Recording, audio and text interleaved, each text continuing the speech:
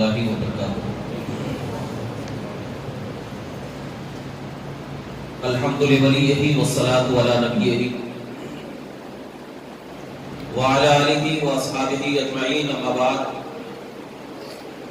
قال اللہ تبارک و تعالی فی القرآن المجید والفرقان الحمید، اعوذ باللہ من الشیطان الرجیم، بسم اللہ الرحمن الرحیم۔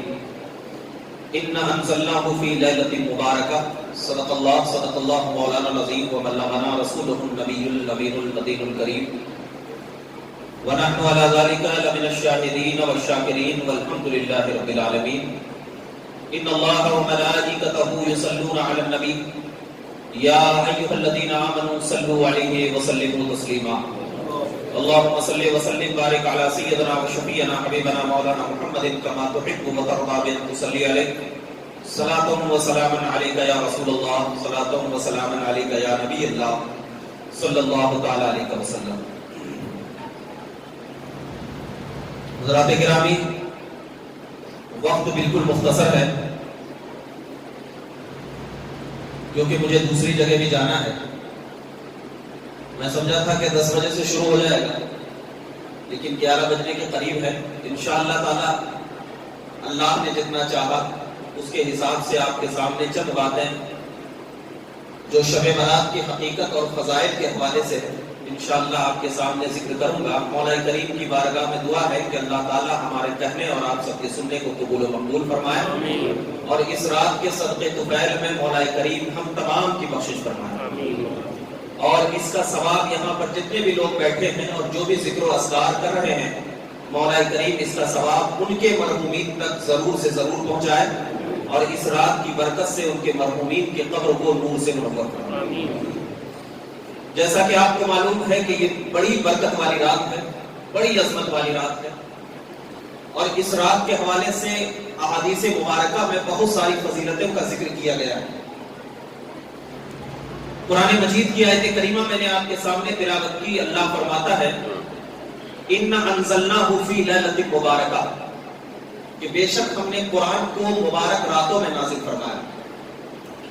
اس کی تفسیر کی طرف نہیں جا رہا، بس آپ کو یہ بتا دوں کہ مبارک راتوں میں قرآن مجید کے نزول کا مطلب یہ ہوتا ہے کہ شب برات کی ہی وہ رات ہے جس نے جب اللہ تبارک و تعالیٰ نے اس رات میں قرآن مجید کو اکٹھا لوح محفوظ تک نازل فرمایا۔ آج ہی کی رات اللہ تبارک و تعالیٰ نے کلام مقدس کو لوح محفوظ تک نازل فرمایا، اور اس کے بعد حساب سے تھوڑا تھوڑا کر کے اللہ تبارک و تعالیٰ نے بذریعہ فرشتہ یا کسی اور طریقے سے اپنے حبیب پاک صاحب الاولاق صلی اللہ علیہ وسلم پر نازل فرمایا۔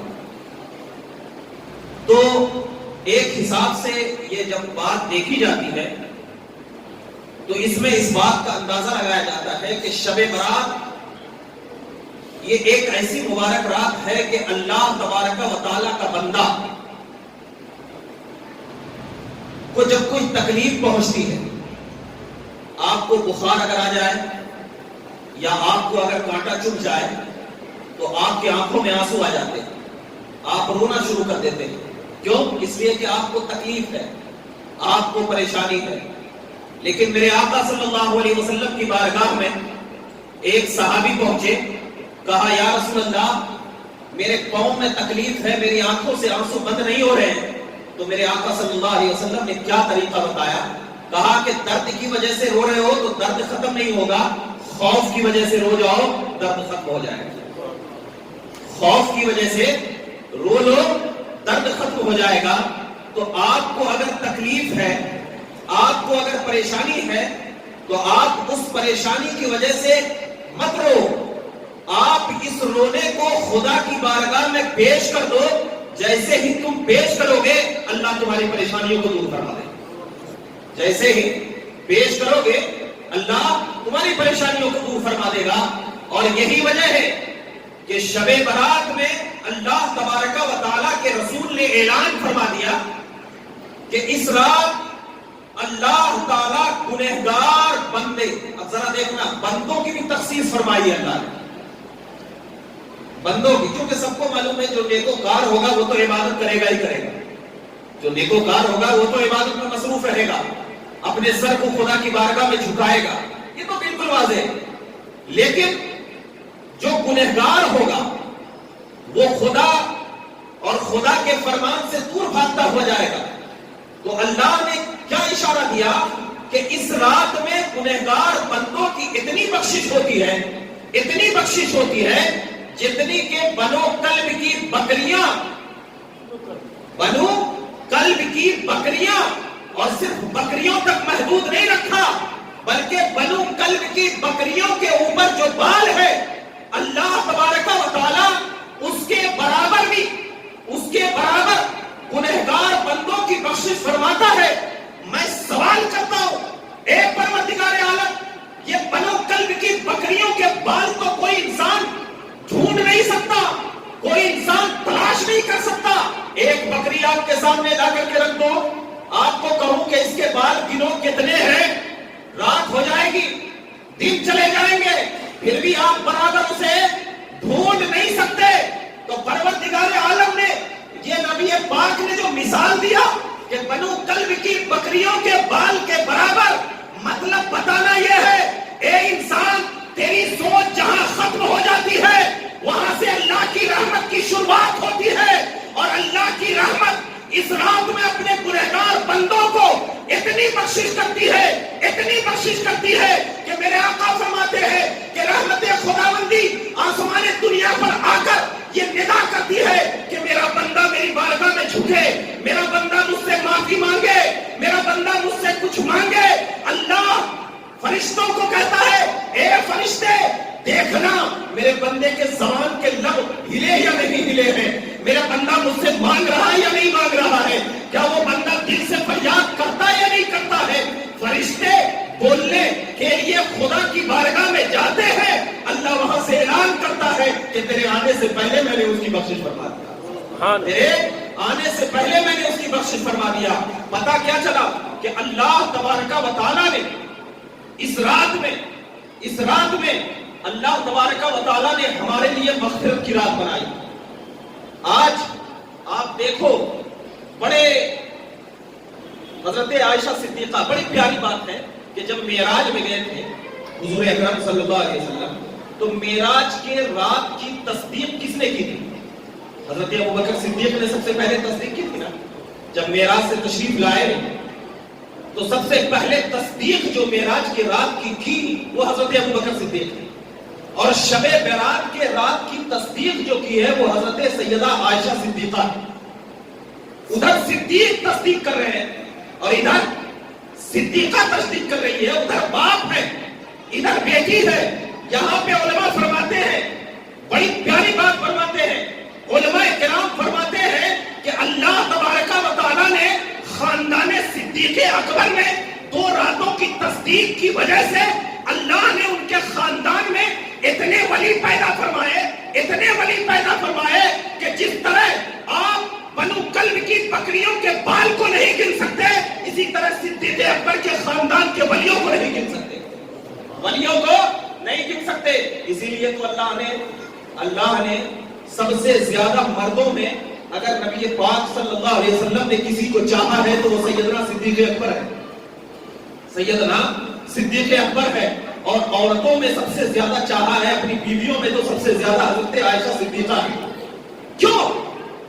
نبی کو معلوم ہے کہ دونوں راتوں میں کچھ نہ کچھ، ایک وہ رات جو نبی اپنے خدا سے گئے ملنے، اور ایک وہ رات جو اللہ نے اپنے نبی پر قرآن کا نزول کیا. کیونکہ قرآن اگر لوح محفوظ میں نہ آتا تو لوح محفوظ کے بعد تو یہاں آیا نا، اور نبی کو لوح محفوظ کا بھی علم ہے، لوح محفوظ کا بھی علم ہے. اور میرے آقا صلی اللہ علیہ وسلم، آپ ذرا بتائیں کہ یہ معجزہ نہیں تو کیا ہے؟ آج آپ غار ثور میں چڑھتے چڑھتے آپ کے پیر درد کرنے لگیں گے، اور آج کل تو سیڑھیاں بنا دی گئی ہے، جو ابھی گئے ہیں سیڑھیاں بنا دی گئی ہے. آپ ذرا اس وقت کا تصور کرو جب حضور اکرم صلی اللہ علیہ وسلم غار ثور پر اکیلے جاتے اور عبادت میں مصروف رہتے. اس وقت کا تصور کرو کہ وہ پہاڑ کیسا ہوگا. اس وقت نہ سیڑھیاں تھی نہ کچھ تھا. آج ہم ایک بار چڑھ جائیں تو پھر دوسری بار چڑھنے کے لیے ہم سوچتے ہیں، مگر میرے آقا صلی اللہ علیہ وسلم آپ گئے اور جانے کے بعد عبادت میں مصروف رہے ہیں، وجہ کیا ہے؟ کیا نبی کو عبادت کی ضرورت ہے؟ کیا نبی اگر عبادت نہ کرتے، کیونکہ نبی تو معصوم عن الخطا ہے، ہر گناہ سے معصوم، اللہ نے پاک پیدا فرمایا، تو پھر میرے آقا صلی اللہ علیہ وسلم وہاں پر غار ثور میں جا کر کے عبادت کیوں کیا؟ یہ بتانے کے لیے کہ اے دنیا والوں، اے میری امتیوں، اگر تم سے گناہ ہو جائے، اگر تم سے کوئی ایسی خطا ہو جائے تو تم کسی اور در کا سہارا نہ لینا، در تو ہے، در الہی ہے، تم اس میں جھک کر کے تو دیکھنا، تو جھکے گا، تیرے اٹھنے سے پہلے اللہ تیری بخشش فرما دے گا، تیری بخشش فرما دے گا۔ آج الحمدللہ ہم یہ سوچتے ہیں کہ ہم اس رات میں بڑی برکت والی رات ہے، جیسے کہ اس میں رکھا گیا ہے، صلاۃ التسبیح بھی رکھی گئی ہے، لیکن ایک بات میں آپ کو بتا دوں کہ آپ جو صلاۃ التسبیح، یہاں سے جو میری تقریر ختم ہوگی اور اس کے بعد آپ کیا سوچیں گے کہ ہم صلاۃ التسبیح پڑھیں گے، یہ سوچیں گے اور آپ چلے جائیں گے گھومنے پھرنے کے لیے؟ نہیں، آپ کے ذمے میں جو قرض نماز ہے قضا، آپ اس کو پڑھیں، اس کے بعد اگر صلاۃ التسبیح پڑھیں گے تب اللہ تعالیٰ اس کی عبادت کا ثواب دے گا۔ آپ یہ تصور کریں پہلے، یہ نہیں کہ ہم چلے جا رہے ہیں، اس کے بعد آئیں گے صلاۃ التسبیح پڑھ لیں گے، تہجد پڑھ لیں گے۔ آپ پہ فرض نہیں ہے، آپ پہ فرض نہیں ہے۔ کل قیامت کے دن آپ سے اس کی پوچھ نہیں ہوگی کہ تم نے صلاۃ التسبیح پڑھی ہے یا نہیں پڑھی، تہجد پڑھا یا نہیں پڑھا، نوافل پڑھا یا نہیں پڑھا۔ پوچھ ہوگی کہ تم نے فجر کی نماز پڑھی ہے یا نہیں پڑھی ہے، عصر پڑھی ہے یا نہیں پڑھی ہے، مغرب پڑھی ہے یا نہیں پڑھی ہے، اور عشاء پڑھی ہے یا نہیں پڑھی ہے۔ آپ سے اس کی پوچھ ہوگی، اس کی پوچھ نہیں ہوگی کہ تم اس رات میں کون سی قبر کی زیارت کرنے کے لیے گئے، اس کی پوچھ نہیں ہوگی کہ تم کہاں گئے۔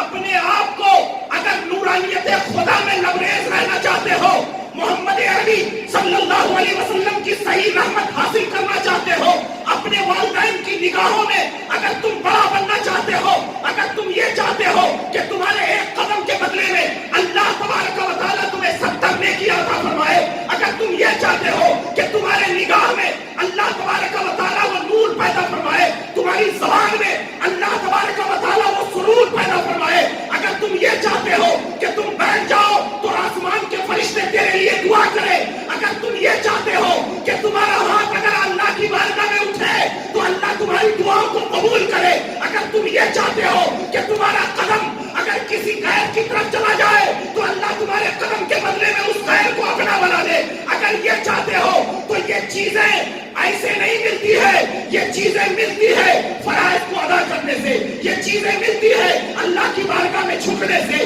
یہ چیزیں ملتی ہے اللہ کو اپنا بنا لینے سے، یہ چیزیں ملتی ہے اللہ رب العزت کی اذانوں کو کان میں سننے سے۔ مسلمانوں، اپنے آپ کو جھانک کر دیکھو، یہ شب برات کی مبارک راتیں ہمیں درس دے رہی ہے، ہمیں پکار پکار کر کہہ رہی ہے کہ آج بھی وقت ہے اپنے گناہوں سے توبہ کر لو، ہمیں درس دے رہی ہے کہ آج بھی وقت ہے کہ توبۃ النصوحہ میں چلے جاؤ، آج بھی وقت ہے کہ تم اپنے آپ کو بدل ڈالو، ورنہ اگر تم نہیں بدلا تو جس طرح اللہ نے فرعون کو غرق کر دیا، کہیں ایسا نہ ہو کہ تمہارے اوپر بھی آزمائشوں کے پہاڑ آ جائے۔ اپنے آپ کو دیکھو، اپنے آپ میں تصور کرو، اپنے آپ میں یہ نگاہ کرو کہ یہ بڑی بڑی راتیں ہمارے لیے مبارک تو بن جاتی ہے، لیکن اس کو مبارک بنانا اپنے آپ میں بڑی برکت والی ہے۔ رات تو مبارک ہے۔ آپ ذرا اس میں ایک بات بتا رہا ہوں، ایک بات قرآن مجید میں اللہ نے کہا اِنَّا خَلَقْنَا الْإِنسَانَ فِي أَحْسَنِ تَقْوِيمٍ، ہم نے انسان کو بہترین پیدا کیا، سب سے اعلیٰ، سب سے افضل۔ ذرا آپ نے سوچا، ذرا آپ نے یہ سوچا کہ اللہ نے اس رات کو مبارک کیا، انسان کو مبارک کیوں، تمہیں برکت کیوں نہیں؟ اس کی فضیلت آئی ہے کہ اس میں بیٹھو گے تو آپ یہی کہو گے کہ یہ رات بھی جو برکت والی ہے یہ انسان کے صدقے میں پوچھتا ہوں کہ کس کے صدقے میں؟ نبی کے نا، نبی کے ہی تو صدقے میں ہے نا، کیونکہ حدیث پاک ہے مسلم شریف کی، میرے آقا صلی اللہ علیہ وسلم کے پیاری مقدس صحابیہ حضرت عائشہ صدیقہ فرماتی ہے کہ جب 15ویں شعبان کی رات آتی، 15ویں شعبان کی رات آتی، میں نبی پاک صلی اللہ علیہ وسلم کو اپنے بستر پہ نہ پاتی تھی، بہت دیر ہو گیا، میں ڈھونڈنے کے لیے نکلی کہ آخر میرے آقا کہاں گئے۔ جب دیکھتے دیکھتے، کیونکہ میرے آقا صلی اللہ علیہ وسلم کو خوشبو سے پہچان لیا کرتی جس راستے سے گزرتے تھے، خوشبو سے. حضرت عائشہ صدیقہ کہتی ہے کہ میں خوشبو سے پہچانتی نہیں کہ نبی اسی راستے سے گزرے ہیں. گزرتے گزرتے دیکھتی کیا ہو کہ حضور اکرم جنت البقیع میں آرام فرما, جنت البقیع میں ہے. اور کیسے ہے جنت البقیع میں؟ آنکھوں سے آنسو گر رہے ہیں, آنکھوں سے لبھات موتی ٹپک رہے ہیں, ہاتھ آسمان کی طرف اٹھائے ہوئے ہیں, اللہ رب العزت کی بارگاہ میں دعائیں کر رہے ہیں, مولا کریم ان تمام کو بخش دے. اللہ اکبر. وہ نبی جو اپنی امت کی اتنی فکر کرے کہ پوری رات خدا کی بارگاہ میں ہمارے لیے دعائیں کرے کہ اللہ ہمیں بخش دے, اے اللہ ان تمام کی بخشش فرما دے. نبی ہو کر امتی کی فکر کر رہے ہو. آپ امتی ہو کر کیا نبی کی آپ نے فکر کیا ہے؟ کیا نبی کی اطاعت کیا ہے؟ کیا نبی کی فرما برداری کی ہے؟ اگر آپ کہو گے کہ نبی کی ہم نے فرما برداری کی ہے تو میں کہوں گا اگر نبی کی فرما برداری ہوتی تو تمہاری آنکھ زنا نہ کرتی. اگر نبی کی فرما برداری ہوتی تو تمہاری زبان جھوٹ نہ بولتی. اگر نبی کی فرما برداری ہوتی تو تمہارے قدم غیر کی طرف نہ جاتے. اگر نبی کی فرما برداری ہوتی تو تمہارے ہاتھ کسی غیر کو ستاتے نہیں. اگر نبی کی فرما برداری ہوتی تو تمہارا دل جھوٹ نہ بولتا, تمہیں غیبت نہ آتی, تمہیں عیاشی نہ آتی, تم نبی کی عبادت میں رہتے. جو اس لیے کہ نبی کی عبادت میں یہ دیکھا نہیں جاتا کہ ماحول کیسا ہے, ماحول خود بنایا جاتا ہے, ماحول خود بنایا جاتا ہے. آپ کو یاد ہوگا حضرت یہ فرعون کی بیوی حضرت آسیہ کون تھی؟ اللہ کی ولیہ تھی. آپ اگر بولو گے کہ ماحول نہیں ہے, بگڑا ہوا ماحول ہے, تو میں پوچھوں گا کہ حضرت آسیہ کون سے ماحول کی تھی؟ کون سے ماحول کی؟ فرعون کے ساتھ رہ کر بھی اللہ کی بندی, عبادت گزار, اور اتنا بڑا مرتبہ کہ اللہ تبارک و تعالیٰ کل جنت میں ان کا اعلیٰ مقام دے گا. تو یہاں پر ماحول نہیں دیکھا جاتا, ماحول خود کریٹ کیا جاتا ہے, ماحول خود بنایا جاتا ہے. آپ اگر اسی رات میں جا کر کے جوا کھیلو گے تو اس رات کو آپ کے جوا کھیلنے سے کوئی فرق نہیں پڑے گا, لیکن آپ کو ضرور فرق پڑ جائے گا, آپ کو ضرور فرق پڑ جائے گا. آپ اگر اس رات میں میرے آقا فرماتے ہیں یہ رات وہ رات ہے, رجسٹر لکھا جاتا ہے, رجسٹر لکھا جاتا ہے کہ سال بھر کون کتنا رزق پائے گا, سال بھر کتنے لوگ باحیات رہیں گے, کتنے لوگ انتقال کریں گے, کن کے نام اعمال میں کتنی نیکیاں ہوگی, یہ لکھا جاتا ہے. اس کے بعد بھی ہم کیا کر رہے ہیں؟ ہمارا ماحول کیا ہے کہ کچھ نوجوانوں کو ابھی آتے ہوئے دیکھا میں نے, اتنے گاڑی تیز چلا رہے ہیں. میں اس نوجوان کو دوش نہیں دوں گا کہ وہ نوجوان گاڑی تیز چلا رہا ہے, میں ان کے والدین کو کہوں گا کہ ان کے والدین نے اس شب برات کی برکتیں اس نوجوان کے کانوں میں نہیں ڈالا, شب برات کی عظمتیں ان کے نوجوان کے کانوں میں نہیں ڈالا. کیونکہ اگر آپ کہو گے کہ وہ نوجوان بگڑ رہا ہے تو نوجوان بگڑے گا کیسے؟ تم نے گھر میں تعلیم دیا ہے, تم نے گھر میں تعلیم دیا ہے. تعلیم دینے کا انداز اگر سیکھنا ہے تو میرے آقا دو جہاں سرور انبیاء صلی اللہ علیہ وسلم سے سیکھو. 2 مہینے کا بچہ امام حسین کی ذات ہے, میرے آقا گود میں لیتے ہیں, اپنے لعاب دہن کو امام حسین کے منہ میں ڈالتے ہیں, پیشانی کو چومتے ہیں, آذان کی آواز سناتے ہیں, اور 2 مہینے کے بچے کو کہتے ہیں اے میرے نواسے, اے میرے نواسے, جب بھی مصیبت آئے, جب بھی پریشانی آئے, توکل نہ چھوڑنا, توکل نہ چھوڑنا. میرے آقا صلی اللہ علیہ وسلم نے 2 مہینے سے لے کر کے تعلیم دینا شروع کیا.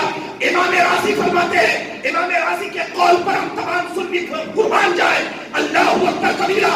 وہاں پر فرماتے ہیں کہ وہاں پر جو تم سمجھ رہے ہو کہ 2 مہینے کا بچہ ہے, اور ہم 2 مہینے کے بچے کو اگر تعلیم دیں تو 2 مہینے کا بچہ سمجھے گا نہیں, لیکن وہاں پر بات الگ ہے. وہاں پر امام حسین اشارے میں نبی کے جملے کی لبیک کہہ رہے ہیں, اور نبی پاک مسکرا رہے ہیں, اور نبی پاک جب مسکراتے ہیں تو امام حسین بھی مسکراتے ہیں. 2 مہینے کا بچہ ہے, نبی کہہ رہے ہیں کہ توکل نہ چھوڑنا, امام حسین مسکرا رہے ہیں, نبی پاک بھی مسکرانے لگے. اس کے بعد امام حسین رضی اللہ تعالیٰ عنہ کو اپنی بیٹی بیٹی فاطمہ کو دیا اور کہا اس کو سنبھال کر رکھنا، اور میرے آقا منبر پر گئے اور جا کر کہنے لگے کہ رب کعبہ کی قسم، میں نے جب حسین کو اپنے گود میں لیا ایسا محسوس ہو رہا تھا کہ میں نے جنت کو اپنے گود میں لے لیا ہے۔ امام احمد بن حنبل کہتے ہیں، امام احمد بن حنبل کہتے ہیں آگے اس کی تفسیر کرتے ہوئے کہ امام حسین کے یہ جملے کو عرض کرنے کے بعد میرے آقا نے فرمایا کہ میں نے جنت کو گود میں لے لیا اور ایسا سمٹا لیا کہ اب جنت بھی امام حسین کے قدموں میں چلی گئی۔ یہ امام احمد بن حنبل کا عشق بول رہا ہے، امام احمد بن حنبل کا عشق بول رہا ہے۔ تو میں یہاں پر اس کی تفسیر میں نہیں جانا چاہتا، میں یہاں پر بتانے کا مقصد یہ ہے کہ یہ تعلیم جو ہے وہ گود سے ملتی ہے، تعلیم جو ہے ماں کے پیٹ سے ملتی ہے، تعلیم جو ہے باپ کی اداؤں سے ملتی ہے، تعلیم جو ہے باپ کے کرداروں سے ملتی ہے۔ آج ماحول یہ ہے کہ ایک طرف باپ ریموٹ دے کر کے بیٹھا ہے، بیٹے کو اپنے بغل میں بٹھا دیتا ہے، فلاں فلم دیکھ رہا ہے، فلاں سیریل دیکھ رہا ہے، ذرا بتاؤ کہ وہ بچہ شب برات کی برکتوں سے پائے گا؟ پھر آپ کہو گے مولانا صاحب یہ بچہ بگڑ گیا ہے۔ ارے بگڑا کیسے؟ تم نے بگاڑا ہے۔ بگڑا کیسے؟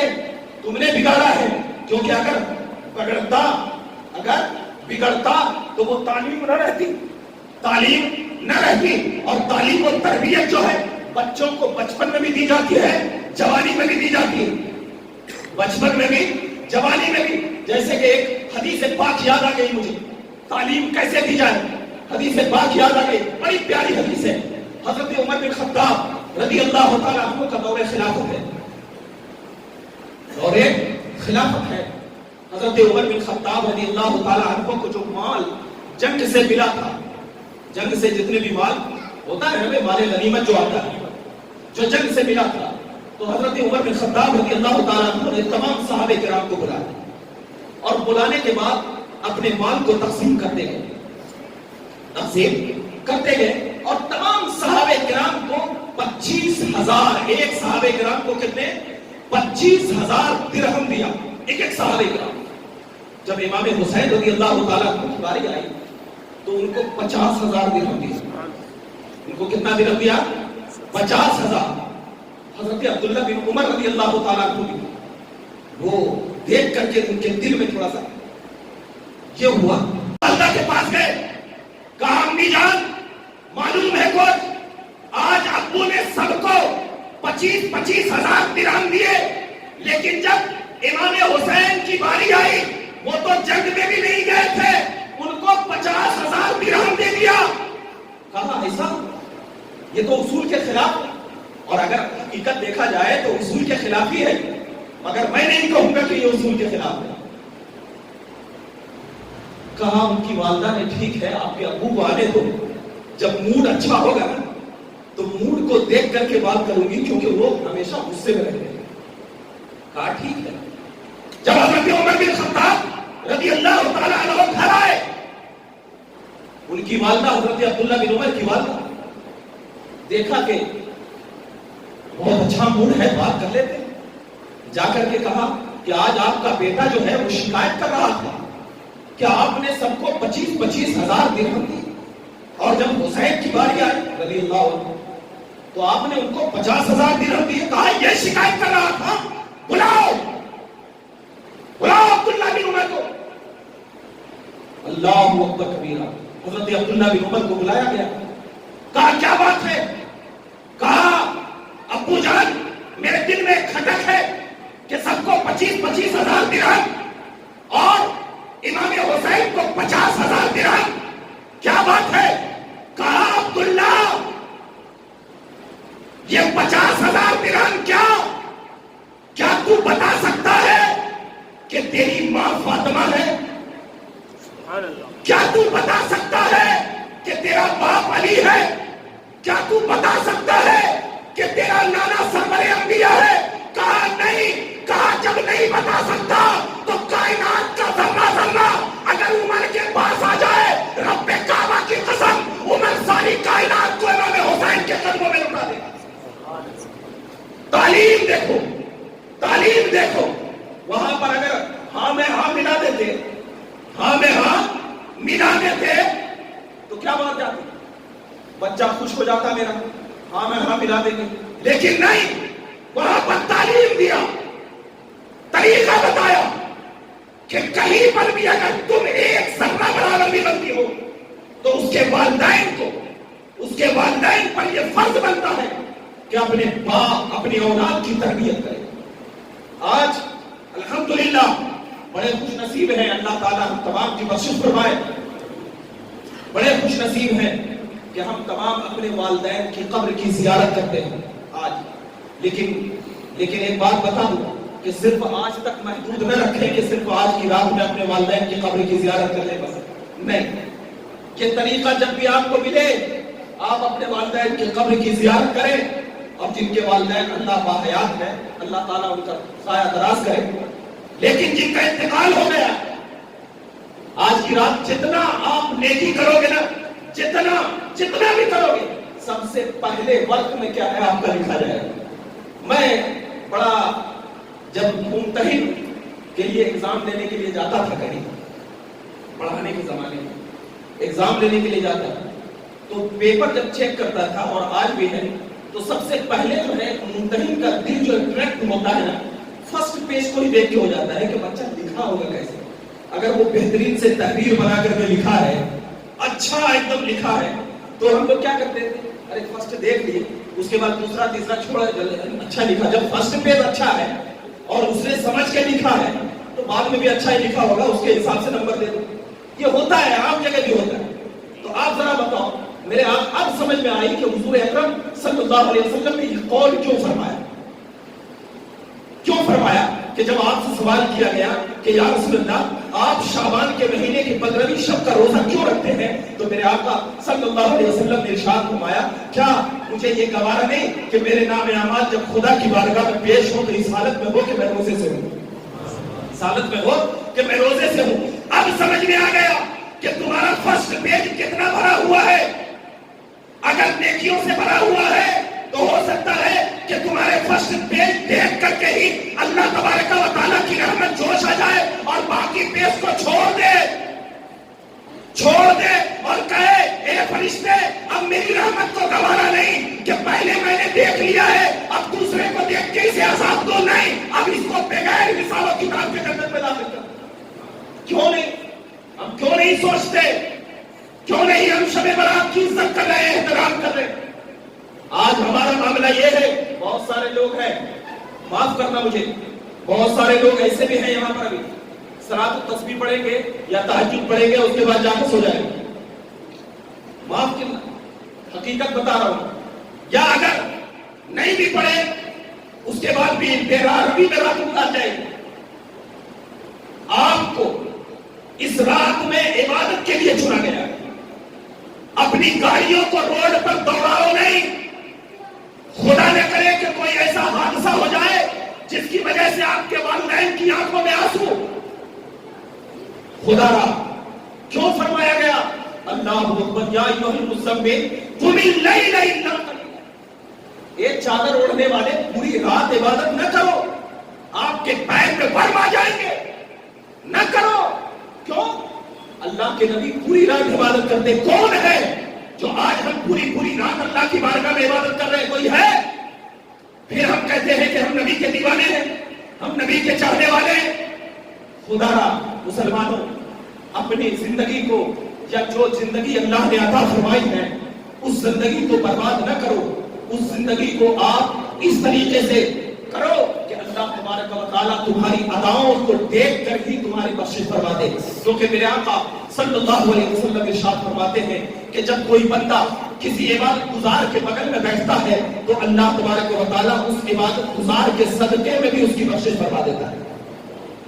تو کہیں ایسا نہ ہو کہ آپ ہی عبادت گزار بن جاؤ، آپ ہی بن جاؤ تاکہ آپ کی وجہ سے دوسروں کو، کیونکہ کل قیامت کا دن جب ہوگا آپ کی نیکیاں جب کم پڑے گی تو اللہ تبارک و تعالیٰ کا بندہ، جب اللہ تعالیٰ اس بندے کو حکم دے گا کہ اے بندے جا تیری نیکیاں کم پڑے ہیں، جا کسی سے مانگ کر لے کر، ماں باپ بیٹے بہن بھائی سب کے پاس جائے گا، کوئی نہیں دے گا، کوئی نہیں دے گا.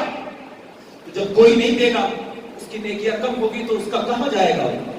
کہاں جائے گا؟ کہیں نہیں جائے گا. آپ وہی سیدھا جہنم جائے گا. کیوں؟ اس لیے کہ اس نے نیکیاں کمائی نہیں. آج آپ عبادت کرو گے تو آپ کو فائدہ ہوگا. آپ عبادت کرو گے تو آپ کو فائدہ ہوگا. اور آپ کو کیسے فائدہ ہوگا؟ میرے آقا فرماتے ہیں کہ اپنی اولاد کو حافظ قرآن بناؤ. کیونکہ اگر تمہارا انتقال ہو جاتا ہے اور تیرا بچہ اگر قرآن کی تلاوت کرتا ہے تو جیسے ہی اس کے منہ سے بسم اللہ کا با نکلتا ہے تمہارے والدین کی بخشش ہو جائے گا.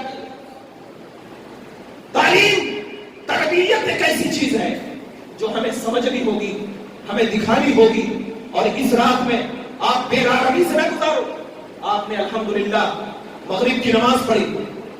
مغرب کی نماز کے بعد 6 رکعت سنن بھی پڑھا ہوگا جو کہ سنت ثابت ہے, احادیثوں سے ثابت ہے. اس کا بزرگان دین نے اس کا طریقہ بتایا ہے. یا عشاء کے بعد بھی آپ پڑھ سکتے ہیں 6 رکعت. اس کے بعد صلاۃ التسبیح بھی پڑھ سکتے ہیں. اور اس رات میں لوگ چیختے اور چلائیں گے کہ یہ بدعت ہے, جماعت کے ساتھ پڑھنا, ایسا ویسا فلاں نکاح. ذہن میں رکھنا, ان کو اتنا ہی بولنا کہ اگر نماز پڑھنا بدعت ہو جائے تو پھر کون سی عبادت باقی رہ جائے گی. اگر نماز بدعت ہو جائے تو پھر کون سی عبادت باقی رہے. صلاۃ التسبیح کوئی بھجن کا نام نہیں ہے بلکہ اللہ کی عبادت کا نام ہے. اللہ کی عبادت کا نام ہے. اور اللہ کی عبادت کیسے بدعت ہو سکتی ہے یار؟ کیسے بدعت ہو سکتی ہے؟ آپ 12 نہیں 50 رکعت پڑھو, آپ کو جتنی طاقت ہے 50 پڑھو. لیکن وہی چیز جو میں بار بار کہتا ہوں, 50 رکعت پڑھنا لیکن اپنے آپ میں جھانک کر دیکھنا کہ میری نمازیں قضا ہے یا نہیں ہے. جھانک کر دیکھنا پہلے, تب پھر 50 رکعت پڑھنا. ورنہ آپ اس 50 رکعت پڑھنے سے بہتر یہ ہے کہ 50 رکعت جو پہلے کی قضا چھوٹ گئی ہے اس کو پڑھ لو آپ. کہ اس کے بعد میرے آقا صلی اللہ علیہ وسلم فرماتے ہیں کہ اس رات میں جو بندہ خدا کے خوف سے جتنے آنسو گرائے گا, جو بندہ خدا کے خوف سے جتنے آنسو گرائے گا, اللہ تبارک و تعالی ایک آنسو کے صدقے میں 70,000 نیکی عطا فرمائے گا. آپ نے تکلیف میں آنسو تو بہائے ہوں گے, ٹھوکر میں آنسو تو بہائے ہوں گے, آپ کا اگر کوئی کام نہ بنے تو آنسو تو بہائے ہوں گے. لیکن آج آپ خدا کے خوف سے آنسو بہا کر دیکھو, خدا کی یاد میں آنسو بہا کر دیکھو, اپنے دل کو رلا کر دیکھو. آج اگر آپ کا دل رو گیا, آپ کا دل اگر رو گیا تو جس طرح ایک گوشت کو پانی سے دھو کر صاف کیا جاتا ہے, ایسے ہی اگر خدا کے خوف سے آنسو گر گئے تو آپ کا دل صاف ہو جاتا ہے. اور ایک غوث اعظم فرماتے ہیں کہ جس کا دل صاف ہو جاتا ہے وہ اللہ کا ولی بن جایا کرتا ہے. اللہ کا ولی بن جایا کرتا ہے. تو آج کی رات آپ کو عبادت میں گزارنا ہے. آج کی رات آپ کو بڑے احترام اور ادب سے گزارنا ہے. آج کی رات اگر آپ نے کسی کو تکلیف پہنچایا اس سے معافی مانگو. آج بڑا ٹرینڈ چل گیا ہے. کیا ٹرینڈ چلا ہے معلوم؟ فیس بک پہ ایک پوسٹ لکھتے ہیں اور لکھ کر کے چپکا دیتے ہیں, ہم سے جو غلطی ہوئی, جو پریشانی ہوئی ہے آج کی رات میں, یہ معافی آپ کو قابل قبول نہیں ہے. یا واٹس ایپ پہ بھیج دیا آپ نے, یا آپ کے واٹس ایپ ہسٹری پہ لگا دیا آپ نے. یہ ٹرینڈ چلا ہوا ہے, جیسا جیسا زمانہ چل رہا ہے ویسے ویسے اور کم ہوتے جا رہے ہیں.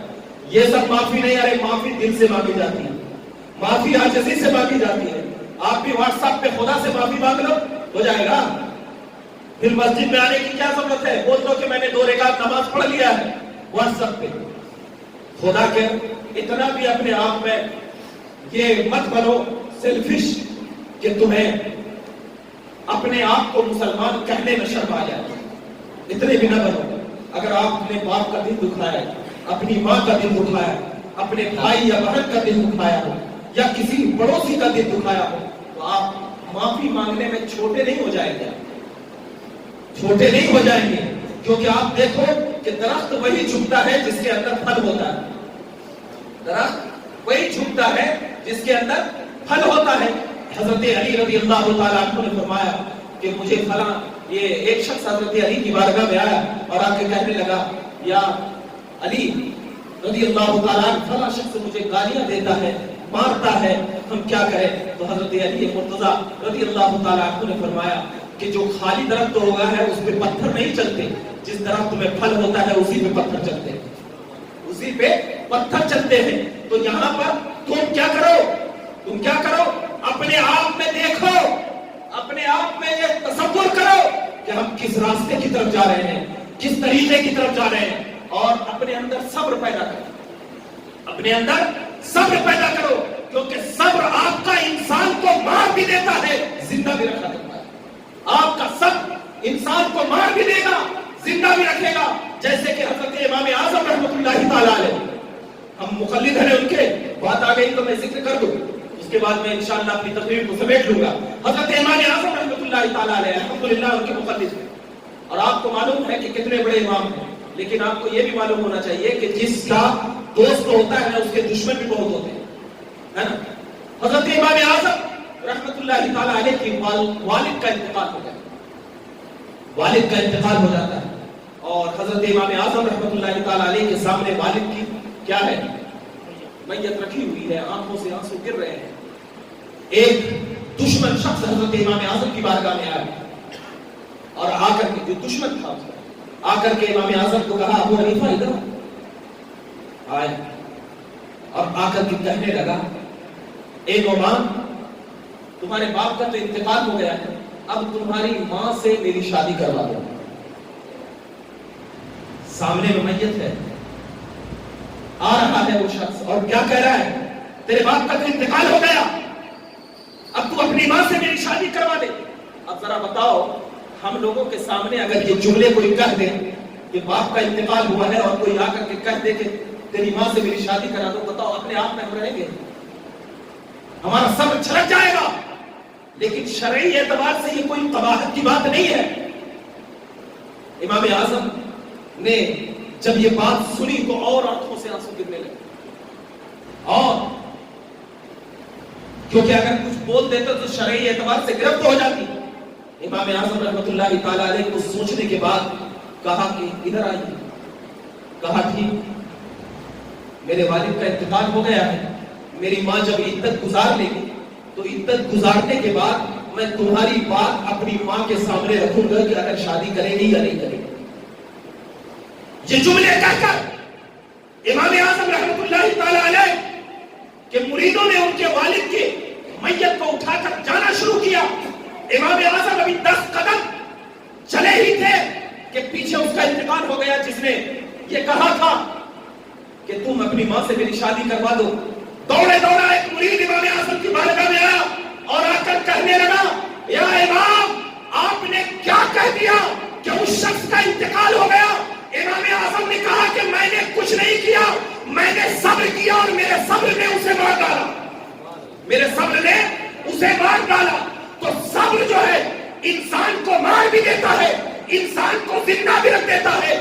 تو آج یہاں سے اٹھ رہے ہو تو آپ یہ سیکھ کر کے اٹھو کہ ہم توبۃ و نصوحہ بھی چلیں گے، ہم عبادت میں بھی اپنی زندگی گزاریں گے، صبر بھی ہمارا دامن میں رہے گا، ہماری آنکھوں میں خوف بھی رہے گا، ہمارا ذہن پاک بھی رہے گا، اور ہم خدا کی بارگاہ میں یہ توبہ کرتے ہیں کہ مولا کریم، آج کی رات ایک برکت والی رات ہے، اس رات میں ہماری بخشش فرما دے، ہم تمام کی بخشش فرما دے۔ رب کعبہ کی قسم، اگر آپ کے آنکھوں سے آنسو گر گئے خدا کی خوف سے اور آپ کا دل لرزنے لگا، سمجھ لینا کہ اللہ نے ہمیں معاف فرما دیا، اللہ نے ہمیں معاف فرما دیا۔ تو خدا را مسلمانوں، اس رات کو بے رحمی سے نہ گزارو۔ مولا کریم کی بارگاہ میں دعا ہے کہ مولا تعالیٰ ہم تمام کو اس رات کی برکتیں عطا فرمائے، اس رات کی فضیلتیں عطا فرمائے، اور اس رات کے صدقے طفیل میں اللہ تعالیٰ ہم تمام کی بخشش فرمائے۔ وآخر دعوانا الحمدللہ رب العالمین۔ السلام۔